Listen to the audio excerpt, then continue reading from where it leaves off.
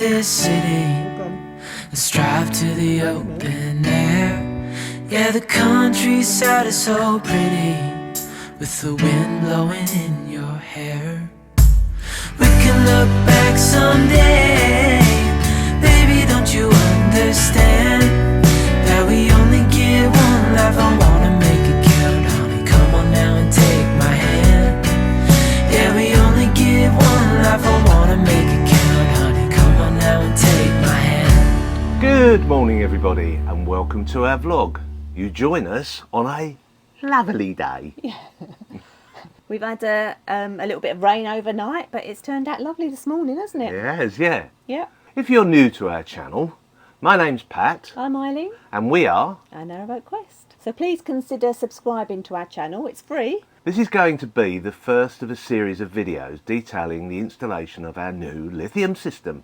So what we're going to be talking about in this video, well, basically why we are changing our current battery system to lithium, what we did to determine why we required lithiums, What are the problems that we faced in the past 3 years, how we think lithiums will improve our system, and why we feel it necessary to change our current electrical system in Dunworkin.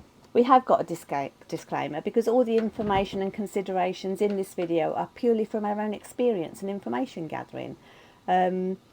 So our experience will not necessarily apply to any other installation because people's circumstances differ. Everybody's got different types of boats, different electrical systems. However, this could be used as a general guide. We've not been sponsored by any other company, you know, Victron or any other company to make this video, sadly. We have now had the boat for more than 3 years and our current system consists of 12 volt sealed lead acid batteries totaling 710 amp hours, a 3000 watt inverter which provides 240 volts. We've also got a 4.4 kVA generator, a dedicated leisure 110 amp alternator which is connected to our engine, and 6 100 amp hour solar panels.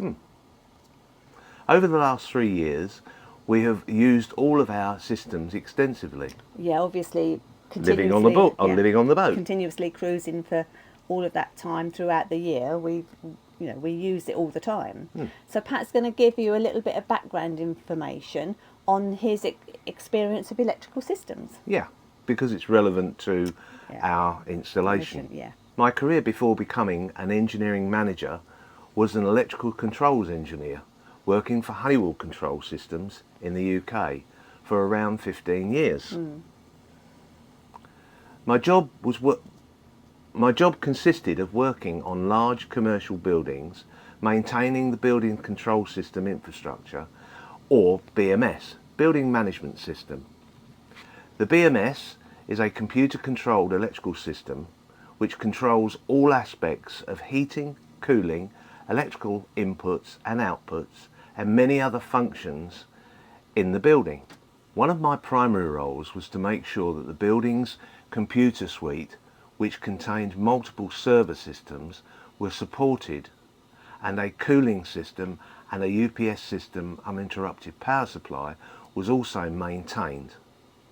This was made up of hundreds of lead acid batteries. This has meant that Pat approached the difficulties we faced with our current system in the same way as he would a project at work, by evaluating and quantifying what was needed and to give us the best options for winter cruising. Yeah, but being a controls engineer in large buildings, but I'm not a marine engineer. No. Or I'm not a marine electrician. Or I'm not a marine electrical engineer. So we installed some test equipment to first determine what was happening with our current system and why we were not getting sufficient power for our means. We installed 6 battery shunts.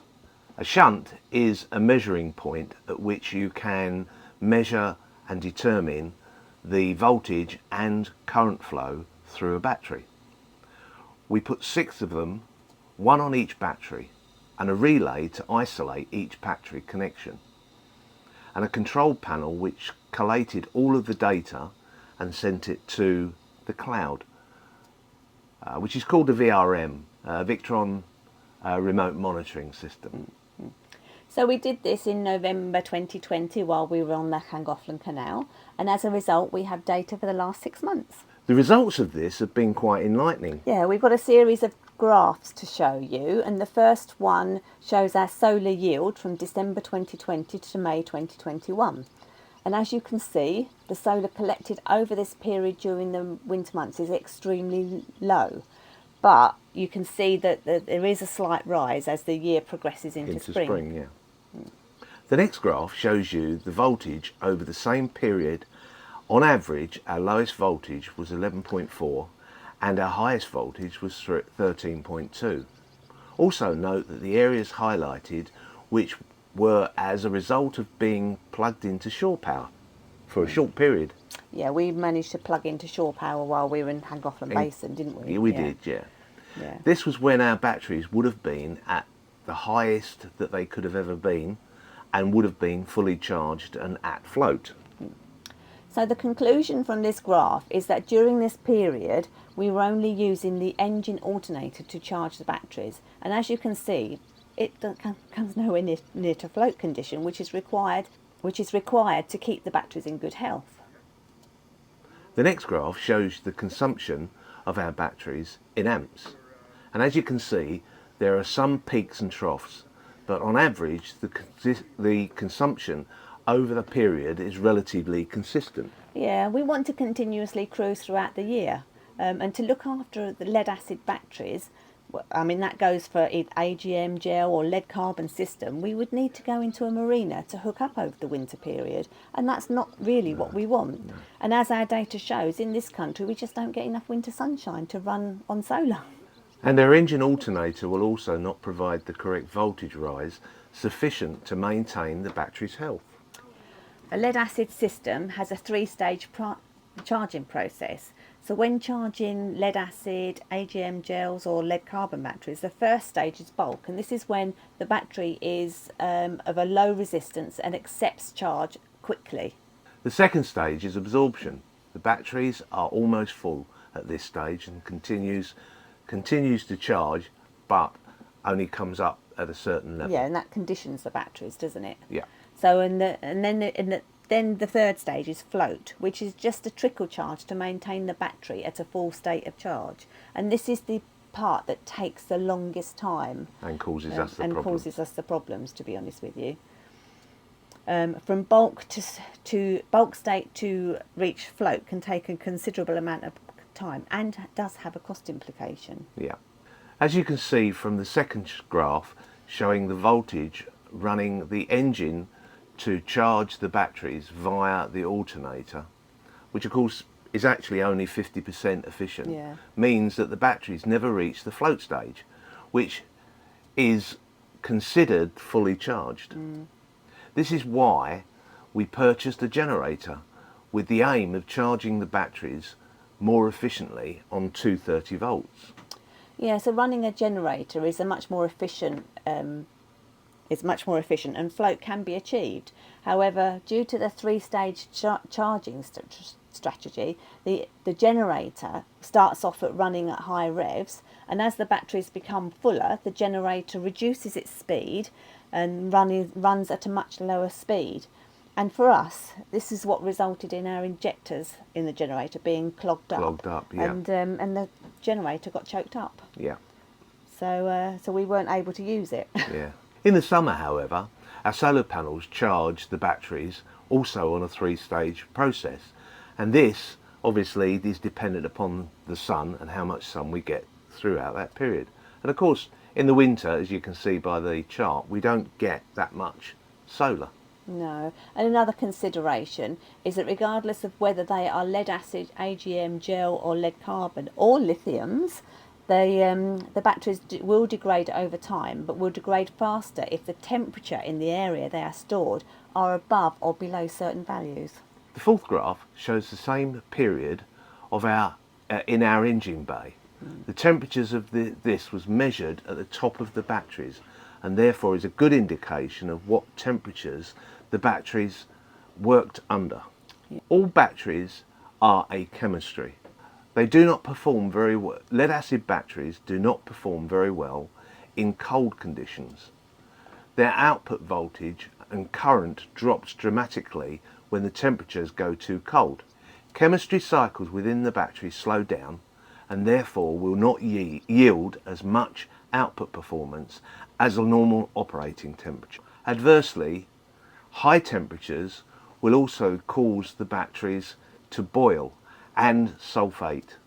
The sulfation will harden and this will reduce the output from the batteries and the life expectancy. This is why large companies spend tens of thousands of pounds protecting their batteries to make sure that they remain at the correct temperature. So let's talk about some cost implications then. For the same period, we kept a record of our fuel costs. And last winter, the previous winter, we mainly used a generator to charge the batteries on days that we didn't travel.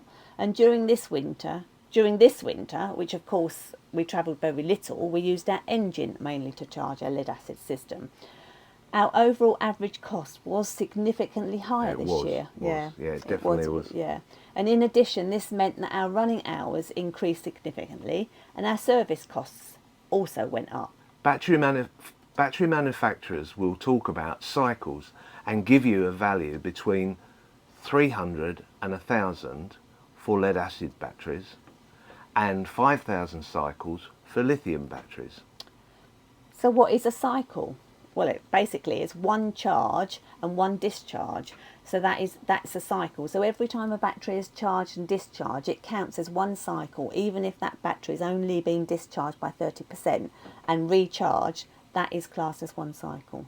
Cycle itself starts from charge to charge. So when the battery is charged to fully charged, and then when it is charged to fully charged again, that is classed as one cycle. Manufacturers also give you a chart which tells you, a specification chart which tells you how that charge, state of charge, over time will degrade, how it will get less and less, and that's always worth looking at, and we have looked at that for our batteries, and actually they follow exactly the pattern that the manufacturers have suggest, said, which is why we get the sag and it's not suitable for the use that we want.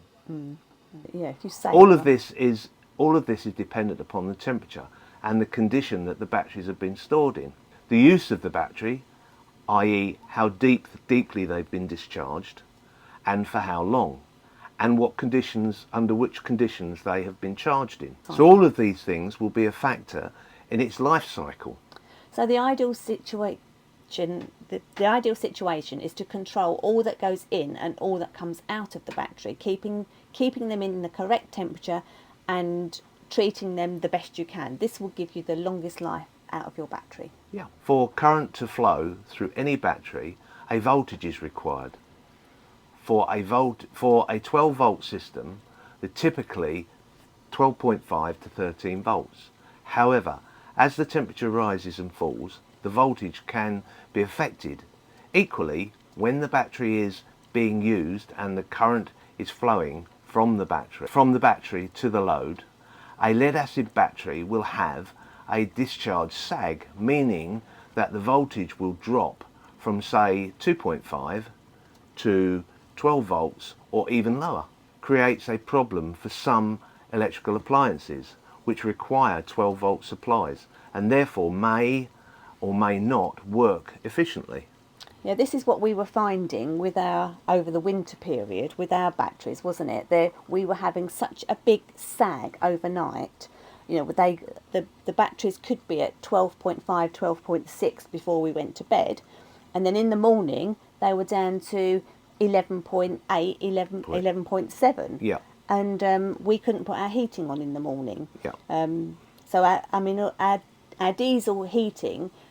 For our diesel heating, you need to have battery power for the initial start-up. And for the pump to run. And we didn't have the sufficient power to start the heating. So although we had a solid fuel stove, when it's at its lowest point, first thing in the morning, we were finding it would have been nice to be able to put the heating on, but we couldn't do that because, you know, it would have been nice to put the heating on while the fire was being regenerated, while we regenerated the fire, but we couldn't do that because the heating, we didn't have enough battery voltage to cover the heating system. Also, fridges and lots of appliances like that will not work as efficiently.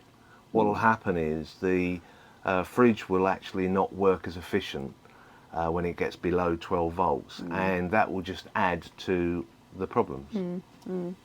So why lithiums? Why are we going to be changing to lithiums? Yeah, good question. Well, one characteristic which makes lithium batteries better for us is that the charging cycle is not required, and the batteries will charge much faster. So lithiums can accept a much higher current input into the batteries, meaning we can charge them at a higher rate and at a faster time. Yeah.